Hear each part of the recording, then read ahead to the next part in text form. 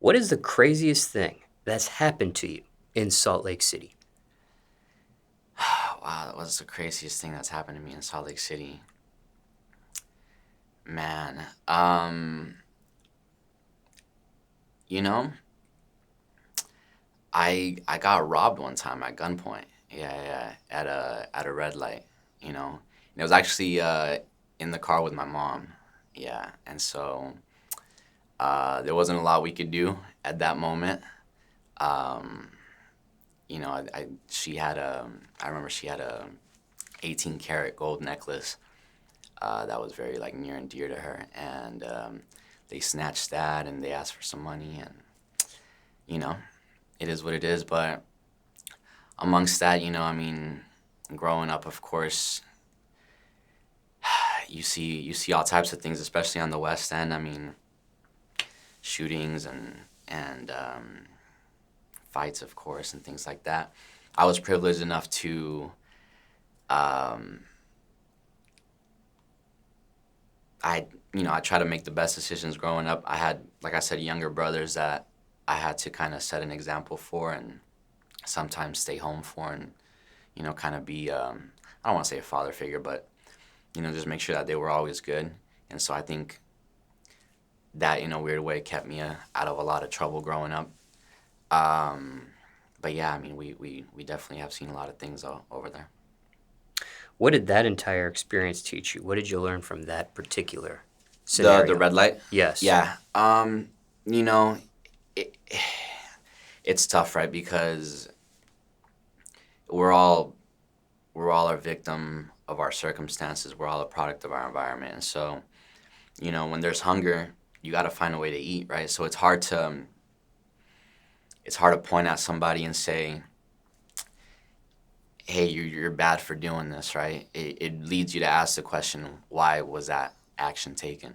And so, that's what my mom always taught me. She said, you have to, in a situation like that, you have to stay calm, you have to stay cool, and you have to ask yourself what led them to, make that decision, and you don't judge, you just try to move along. At the end of the day, it's just material possessions, and as long as your life is intact, that's all you can ask for. What age were you at the time when that took place? I might have been like, I think that was like around, I might have been like 13, around that age. I almost died. I almost drowned as well. Yeah, right around that same time frame. So that might have been a rough time. Now, uh, the robbery scenario, Yeah, are you able to shed any more light? Was this something that happened during the day? This is something that happened at night? right. Yeah. So it was right at the crack of, right when the sun's coming down. It's getting a little late. Um, it was right off of, if I can, I'm trying to remember the street, but um, it's by the West Valley Rec Center. Anybody that lives down there would know. But anyways, just a lot going on, but it was kind of a smaller street, and just wasn't any cars out there really. Like I said, we just stopped at a red light, and some folks just jumped out of the car, and like I said, when guns are drawn, there's not a lot you can do, so you just comply and hope for the best. So it wasn't one person that did it, it was. Yeah, it was a couple guys. Yeah. And were they driving as well? Were they in a vehicle as well, or were Yeah, they yeah, on yeah. foot? No, they were driving. Yeah. So I Hopped think out I and think they might have just seen a mother and her child and maybe saw an easy target. So, like I said, who knows what led them to do that, but it is what it is. you complied in that scenario. Yeah, you know, that scenario actually haunted me for a while because, as I'm my mother's first child, right? And so I'm the oldest in our household, and so even though our mom's looking out as kind of like we didn't grow up with our father, right? And so as the quote unquote the man of the house, right? Your nature is to want to protect your mother, even, right?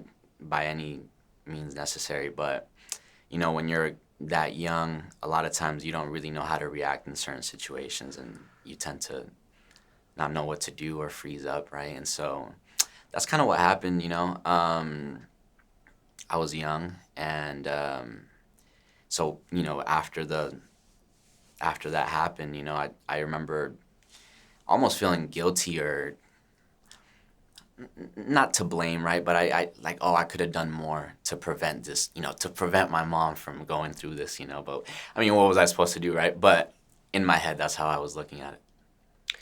And that is a scenario people face in a robbery, is whether to comply or to fight off the offender. Right, right. Um, every scenario is different, but where do you stand on that? I mean, it's just If there is a circumstantial. stance.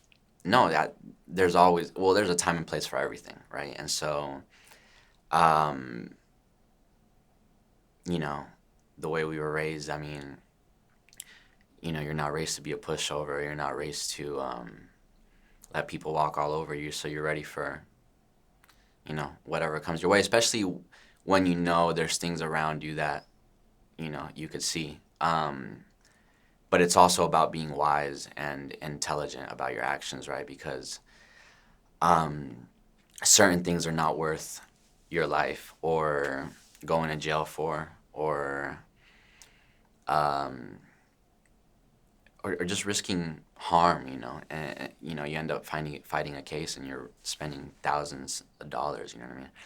And so, you know, those are quick decisions that you have to make on the fly. And if the circumstances are different, or if it's the right circumstance, and you act appropriately, you know. But you have to know when to do that and when to not do that. And did this happen on the West End? Of course, yeah. Everything happens on the West End. Um, anything else you want to say in this situation that took place? No, no. I mean, look, it's just one of those things, you know, you learn from it. You hope that it doesn't happen, but you know, I always tell my little brother, you can't plan for things to go as planned, right? Things never go as planned. Literally, you could plan everything out perfect, and something always goes sideways, right? So you have to always be ready to roll with the punches and make the best out of whatever situation you're in, and you learn from it and you keep it moving. Was that point blank range? The gun was pointed at you or your mother? Absolutely, yeah, that was right. You know, it's kind of one of those scenarios where you have to roll down the window, and there's not a lot you can do when you have, you know, a pistol pointed at you, you know. So you kind of, you know, it's kind of a scary situation for sure. So just for clarification, it was pointed at both of you two. Right, 100%. Do you remember what that felt like? Yeah, actually, I do. Being on the other end of a gun like that? I do. I do remember that. I remember that moment very vividly. It almost went in slow motion for me. It was a tense moment. I remember I kept looking over at my mom, right? Because I didn't have anything that was worth anything, right? And so I think a lot of the attention, even though it was also pointed at me, but you know, was directed at what can she provide at that moment, you know, monetarily speaking. But yeah, you know, I got shivers. You know, like I mentioned earlier, I froze up. You know, I remember just that fear that goes through your body in a situation like that. And as soon as they left, you know, and the situation was over, you know, I think you know, I hugged my mom, and you know, I think I was probably, you know, a little. I was just struck by what had happened. You know what I mean? And she tried to comfort me and make me feel like everything would be okay. Was that a scenario in your life that you've ever spoke about in your music? You know, I think I've probably mentioned it like here and there, sprinkled, but I don't know if I've ever gone into like a deeper, concise thought, you know, in a song about it, which, you know, maybe after this, I might have to, yeah. You mentioned this haunted you. Was that something that you and your mother ever spoke about ever again after that incident? Um, it might have been brought up casually, but I think it was one of those moments that you try to, you know, look past and forget. Um, I think she might have used it as kind of like uh, a learning lesson for my brothers as well. You gotta always stay ready. You gotta always watch your back no matter where you are. I always tell my brothers, they'll put both AirPods in. I'm like, you gotta take one out, because you never know who's behind you. You never know what can happen. So you gotta be aware of your surroundings at all times. Had we been maybe more aware at that moment, we could have maybe even sped off or whatever, right? So it's a learning moment. And ever seen a professional over that? I'm sorry, Like a professional over that? like a therapist or some type of oh. Yeah, like a mental health professional. Sure. To be frank with you, I haven't. I haven't, and I'm not opposed to it. Right. I think there's a lot to learn from a therapist and about yourself from a therapist or a professional. Like how you're calling it. So, um, even growing up without a dad, right? I think it's one of those things that it's normal to us sometimes growing out without a father. But then as you kind of grow a little bit older, you start to notice, oh, this is that scenario where I was supposed to have that father figure, right? And so you don't realize that it takes a toll on you, and um, that you do need sometimes to, talk about those things and figure out how it has affected you and how you can become a better person from it. And the reason for the question was just because you used that phrase haunted, saying that experience had haunted you after. Just curious if you ever saw a professional over it because of that Right. description. Yeah. No, I wish, like I said, we probably should, if I'm being honest. But, again, it's one of those things when you grow up without maybe the means, life is moving so fast, you don't focus on that. You kind of try to bury it and move past it, and, um, sometimes, you might not have insurance that would cover the, said professional, or you might not have the means to, or even the time, mom was working 2 jobs, 3 jobs at times, right? She's rushing in and out of work and it might not be time to go, handle some of those things. So you do the best you can and you try to keep it moving. What is your opinion on guns after the fact that you've experienced a robbery at gunpoint and you've had a cousin pass away from gun violence and another cousin, I believe, that suffered an injury from, I think it was guns as well? How do I feel about it? Yeah, what's your opinion on guns? Yeah, it's just one of those things that it is what you make of it, right? I mean,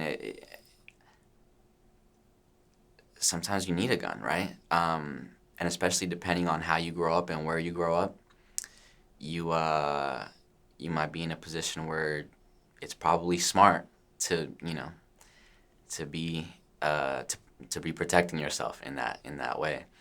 A lot of times it can lead to it does give you a certain power, right, that you wouldn't have otherwise, and so it can lead you to do things that you wouldn't otherwise, right? And so it's tough. Like I said, I don't blame anybody for the decisions that they make because I don't know what led them to be in that position. As far as I'm concerned, at the end of the day, the gun doesn't do anything, right? It's the person that's holding it, right? So, I don't feel honestly, I don't feel either a way about it. It's just, it's a tool, and just like any tool can go for better or for worse.